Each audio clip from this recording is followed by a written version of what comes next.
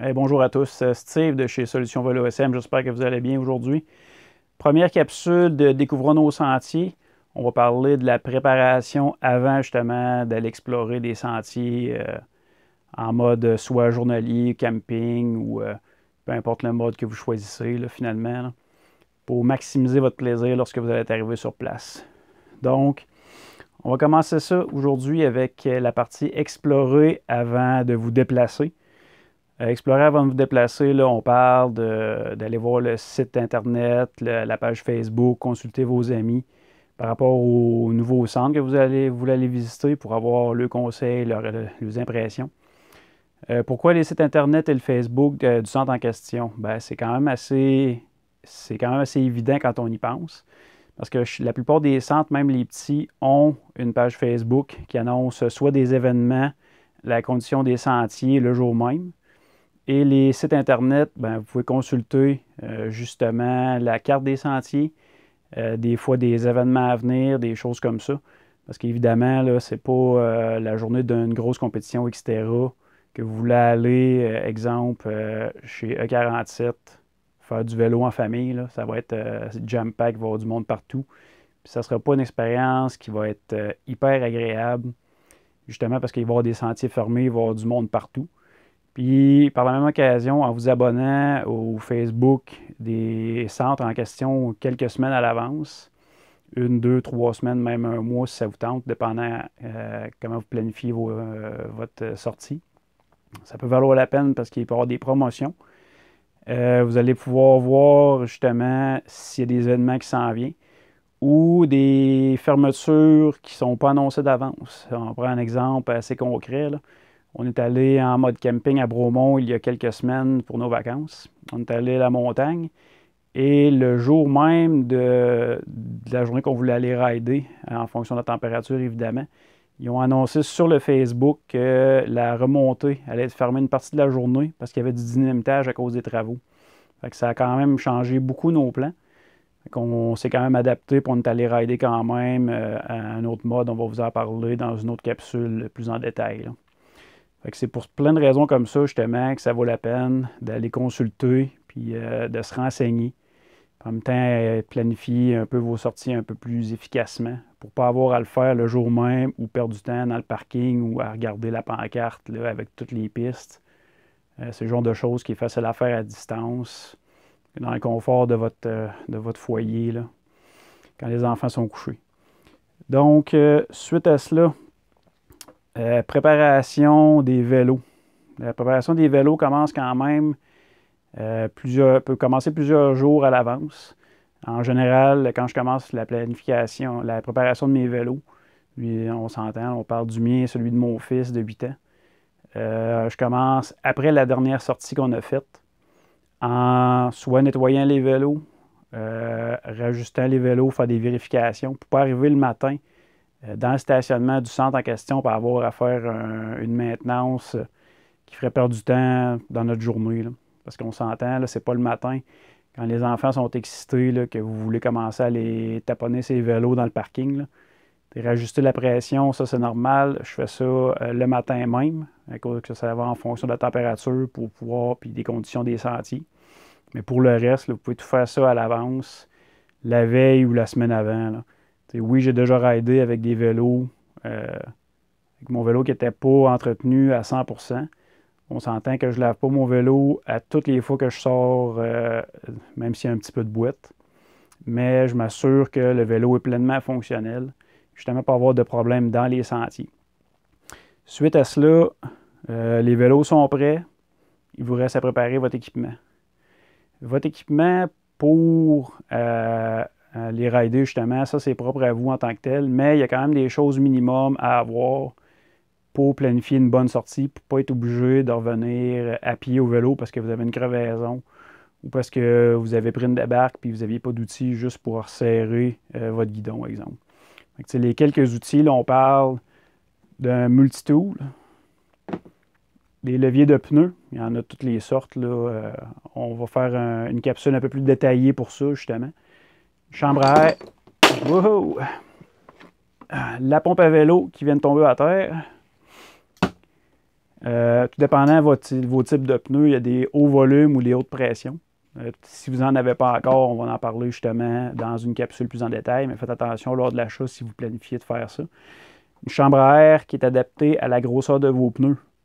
C'est quand même assez important. Il y en a qui traînent le même riding bag sur le vélo depuis plusieurs années, mais ils ont changé de vélo. Ils n'ont pas changé la tripe dans le riding bag ou ça fait tellement longtemps qu'elle est là qu'elle est sèche. C'est une chose à vérifier aussi avant de partir pour éviter justement les désagréments durant vos promenades en famille surtout. Une autre chose qu'on recommande, c'est quand même d'avoir un kit de patch de base. Justement parce que oui, si vous faites une crevaison, vous avez une chambre à air que vous pouvez changer. Mais c'est toujours bon d'avoir un kit, justement, si jamais vous faites une deuxième crevaison pour réparer soit la chambre à air la moins endommagée, si elle est réparable ou quoi que ce soit, ou juste les réparer au fur et à mesure si vous ne voulez pas traîner de chambre à air de spare. On s'entend, là, une famille, mettons, de 4 peut avoir jusqu'à 4 grandeurs différentes de chambre à air. Fait que c'est pas toujours plaisant de traîner tout ça dans son sac. Un kit de patch peut pallier à ça. Mais éventuellement, là, dans notre capsule d'info-conseils pour les outils, on va vous parler de qu'est-ce que vous pouvez faire pour ne pas avoir à traîner plusieurs grandeurs. On s'entend qu'on peut fitter souvent une 27,5 dans du 29 puis dans du 26. On a des petits trucs pour ça qu'on va vous donner justement pour sauver de la place dans votre pack-sac pour avoir moins de choses à traîner. Continuez avec la préparation de l'équipement.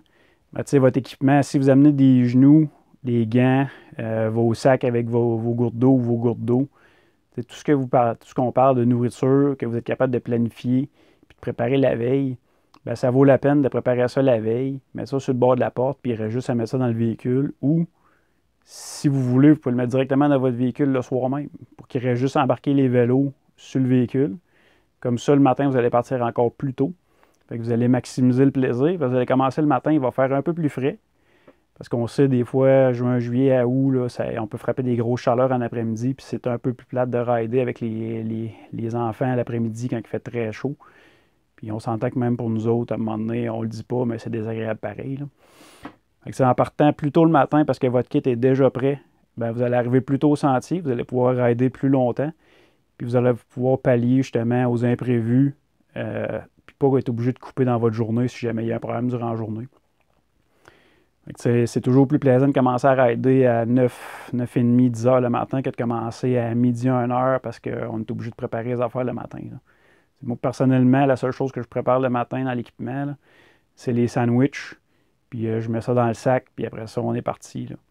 Il reste juste à checker la pression des pneus, soit avant de partir, soit rendu sur place si on a une grosse route à faire. Puis que la température change beaucoup entre les deux, entre chez moi et la destination où est-ce qu'on s'en va. Fait que ça ressemble pas mal à ça pour l'équipement. Plus vous allez préparer d'avance, plus vous allez maximiser le plaisir, puis vous allez diminuer le stress dans votre journée. Parce que rendu dans le parking, là, quand les enfants ils ont le goût d'aller rider, là, puis on ne se le cachera pas, nous autres, si on veut y aller rider, ben c'est pas le temps de commencer à faire de la maintenance sur votre vélo. Là. Parce qu'eux autres, ils vont courir partout autour du char, là, ils vont vous mettre du stress, là, puis c'est plate dans ce temps-là. Là. C'est pour ça, préparation. Pas être obligé justement de perdre du temps dans le stationnement, perdre du temps à l'accueil parce qu'on va poser des questions ou on est en train de regarder la pancarte, la fiche des sentiers puis on ne sait pas pantoute où c'est qu'on s'en va. Là. Suite à cela, c'est planifier votre journée, mais planifiez pas trop. Laissez-vous de la marge de manœuvre pour avoir justement plus de fun puis pas être obligé de mettre du stress sur ses enfants pour aller plus vite ou vous mettre du stress pour rien parce qu'il faut que vous voulez vous dépêcher parce que vous voulez justement explorer encore plus grand. Puis justement, quand vous planifiez votre journée, les sentiers que vous voulez faire, bien, pensez à aller le plus loin que vous voulez pour finir, en commençant votre journée, planifiez pour aller le plus loin que vous voulez pour finir le plus proche possible du parking. Comme ça, s'il y a un imprévu, bien, au moins vous êtes proche. Exemple, à Vallée-Basse-du-Nord, secteur Chanahan, c'est pas nécessairement une bonne idée de finir par la Grande Ourse si vous avez fait le secteur de l'érable au début. C'est préférable d'aller plus loin puis de finir plus proche du parking, justement pour vous donner une chance en fin de votre journée. Puis si vous avez encore bien du jus, bien, vous faites des tours et des tours dans le secteur de l'érable, puis vous allez avoir en masse de fun. Là. Fait que sur ça, ça conclut la capsule d'aujourd'hui. Fait qu'oubliez pas, explorez avant de vous déplacer. site web Facebook, préparation des vélos quelques jours avant pour pas avoir à le faire le matin même, préparation de l'équipement la veille, le plus que vous êtes capable pour pouvoir être capable de partir tôt le matin, puis planifier votre journée, mais planifiez pas trop, laissez-vous de la marge pour avoir du fun. Fait que sur ça, on vous invite à vous abonner à la chaîne YouTube pour suivre, pour avoir les nouvelles capsules qui vont sortir dans les prochaines semaines et rester informé. Également le Facebook de Solutions Vélo SM pour les capsules info conseils qui sortent environ une fois par semaine.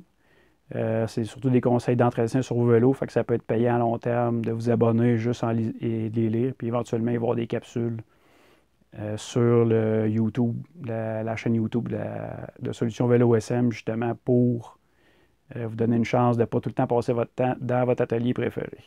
Fait que sur ce, passez une bonne journée et une bonne ride.